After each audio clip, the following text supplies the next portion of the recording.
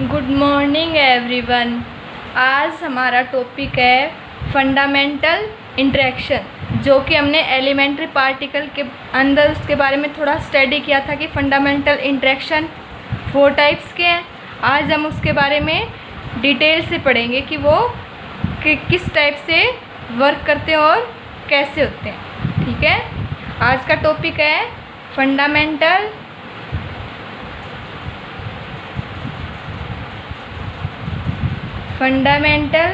Interaction.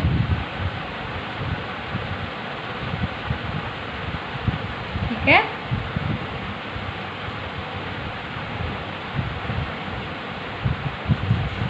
आज का topic है फंडामेंटल इंटरेक्शन।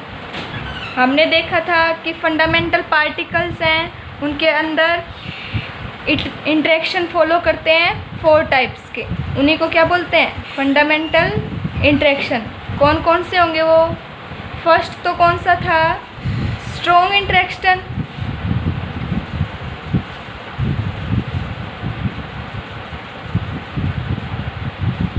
फर्स्ट तो कौन सा था? Strong interaction. Second, electromagnetic interaction.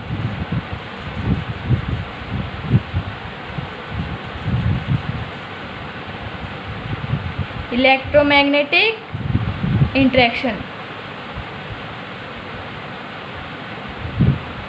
और थर्ड कौन सा था? Weak interaction.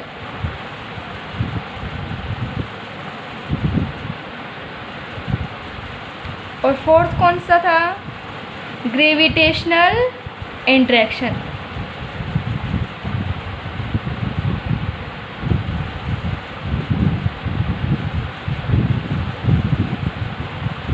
ठीक है, ये 4 टाइप्स के इंटरेक्शन है। सबसे पहले हम किसके बारे में स्टडी करेंगे? फर्स्ट इंटरेक्शन, स्ट्रॉन्ग इंटरेक्शन के बारे में स्टडी करेंगे कि स्ट्रॉन्ग इंटरेक्शन क्या होता है। First of all we can study about strong interaction. Strong interaction, ठीक है। स्ट्रॉन्ग इंटरेक्शन क्या होता है, इसके लिए हम एग्जाम्पल लेते हैं। स्ट्रॉन्ग इंटरेक्शन का एग्जाम्पल है न्यूक्लियस के अंदर जो न्यूक्लियन है उनके बीच में जो इंटरेक्शन लगता है वो किसका एग्जाम्पल है? Strong interaction. क्या है? न्यूक्लियस लेते हैं हम कोई भी पार्टिकल की, ठीक है, उसके अंदर क्या होते हैं? न्यूक्लियॉन्स। क्या होते हैं? न्यूक्लियॉन्स।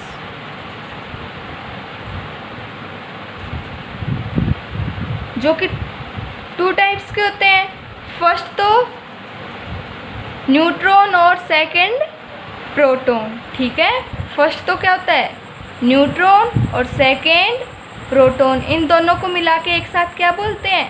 न्यूक्लियॉन्स। तो इन न्यूक्लियॉन्स के अंदर जो इंटरेक्शन होता है वो किस टाइप का होता है?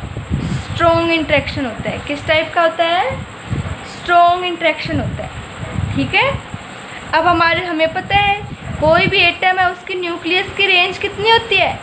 अप्रोक्सीमेटली 1.4 × 10⁻⁻15 मीटर, या फिर इसको क्या बोलते हैं?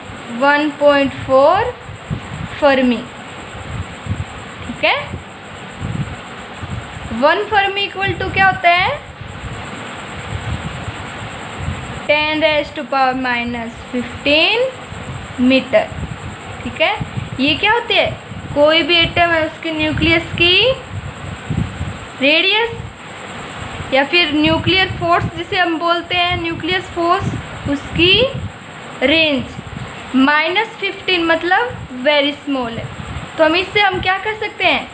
स्ट्रॉन्ग इंटरेक्शन है, उसकी रेंज क्या होती है? Very small. क्या होती है? Very small. ठीक है, फर्स्ट तो इसका ये एक प्रॉपर्टी हो गई कि स्ट्रॉन्ग इंटरेक्शन की रेंज क्या होती है? वेरी स्मॉल होती है। अब हम देखते हैं एक युकावा नाम से कोई साइंटिस्ट था,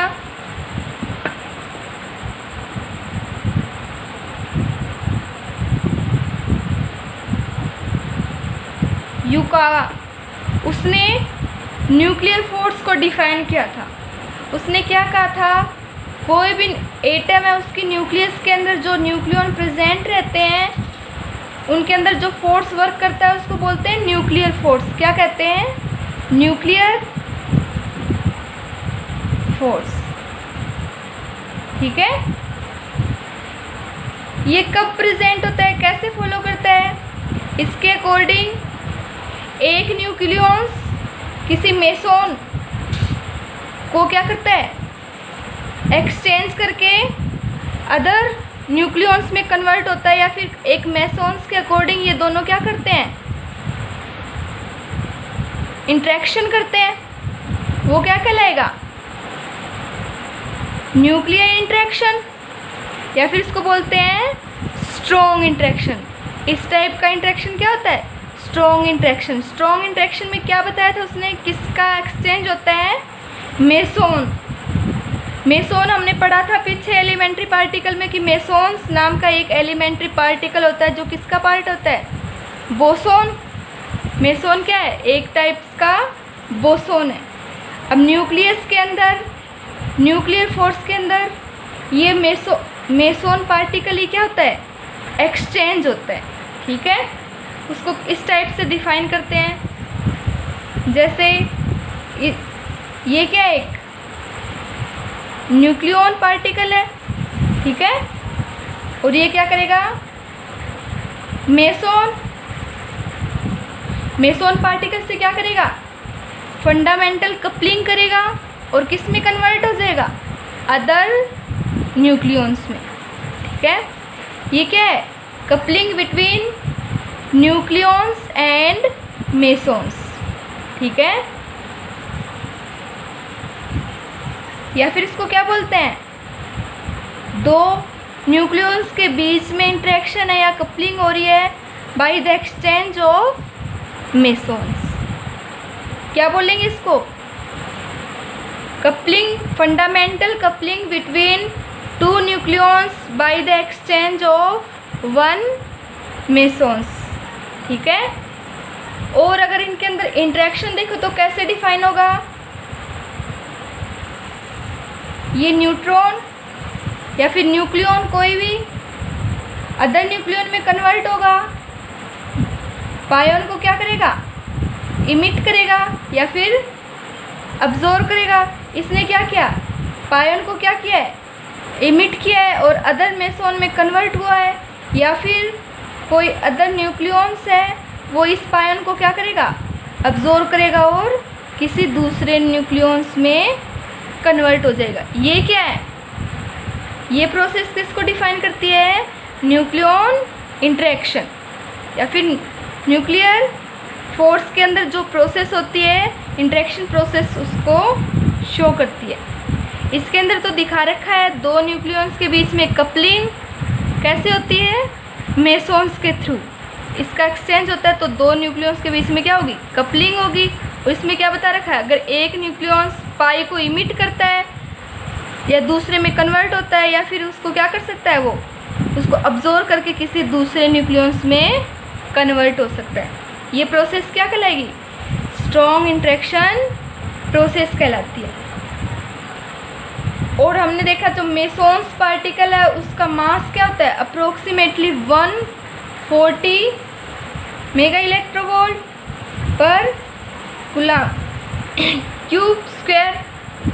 ठीक है, या फिर ये इलेक्ट्रॉन के मास, मेसोन्स का मास किसके इक्वल होता है?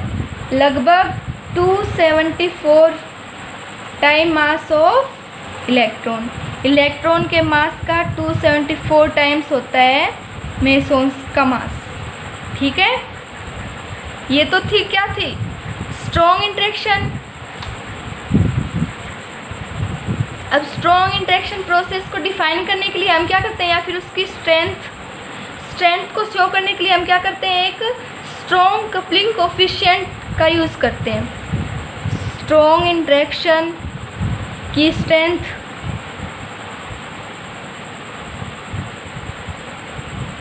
स्ट्रेंथ ऑफ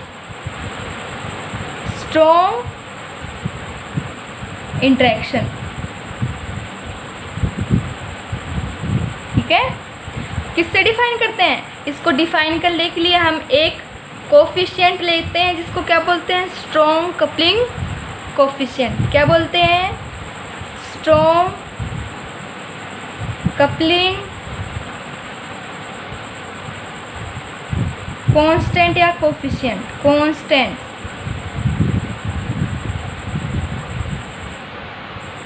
ठीक है, वो क्या लेते हैं? F, small F. Small F क्या है? Strong coupling constant. किसको डिफाइन करने के लिए? Strength of strong interaction. Strong interaction की स्ट्रेंथ को डिफाइन करने के लिए एक कांस्टेंट लेते हैं, इसको क्या बोलते हैं? Strong coupling constant F. ठीक है, उसको डायमेंशन लेस बनाने के लिए या फिर इस क्वांटिटी को क्या बोलेंगे? डायमेंशन लेस बनाने के लिए क्या करते हैं? F square upon H cross C से डिवाइड कर देते हैं। तो ये क्या होती है? एक डायमेंशन लेस क्वांटिटी जिसकी वैल्यू अप्रोक्सीमेटली इक्वल टू किसके बराबर होती है? 1 के। ठीक है, ये क्या है? एक डायमेंशन लेस क्वांटिटी। ठीक है, ये तो क्या था? स्ट्रॉन्ग इंटरेक्शन फोर्स, जो कि नॉर्मली किस में फॉलो करता है? न्यूक्लियॉन्स के अंदर या फिर न्यूक्लियस के अंदर प्रेजेंट न्यूक्लियॉन प्रोटॉन और न्यूट्रॉन के अंदर वर्क करता है। ये स्ट्रॉन्ग इंटरेक्शन फोर्स होता है। स्ट्रॉन्ग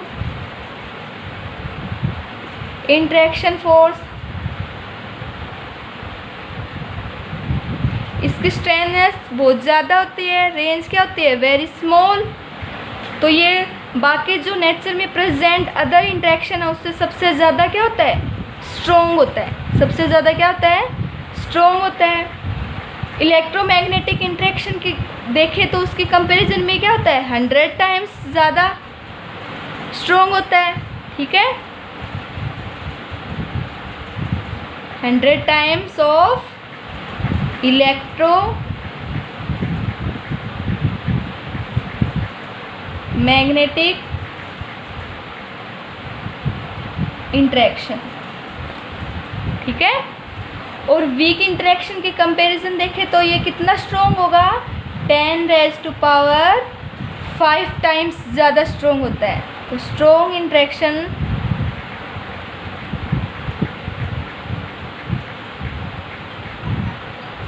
वीक इंटरेक्शन से कितना टाइम्स ज़्यादा होता है? 10⁵ टाइम ऑफ वीक इंटरेक्शन।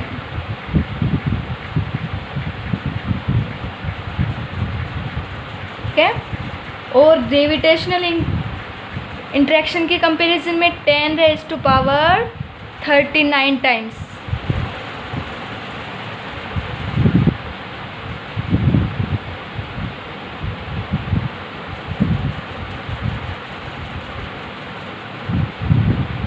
कितना होगा?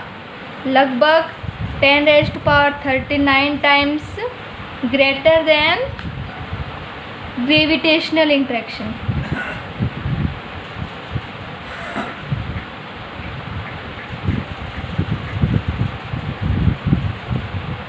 ठीक है, तो इलेक्ट्रोमैग्नेटिक इंटरेक्शन की कंपैरिजन में इसका 100 टाइम्स होता है, वीक इंटरेक्शन का 10⁵ टाइम्स होता है, और ग्रेविटेशनल इंटरेक्शन का कितना होता है? 10⁻39 टाइम्स ग्रेटर होता है। इसका मतलब नेचर में सबसे स्ट्रॉन्ग फोर्स कौन सा होता है? Strong interaction force. आज के लिए इतना ही, आगे का हम नेक्स्ट क्लास में करेंगे। Thank you.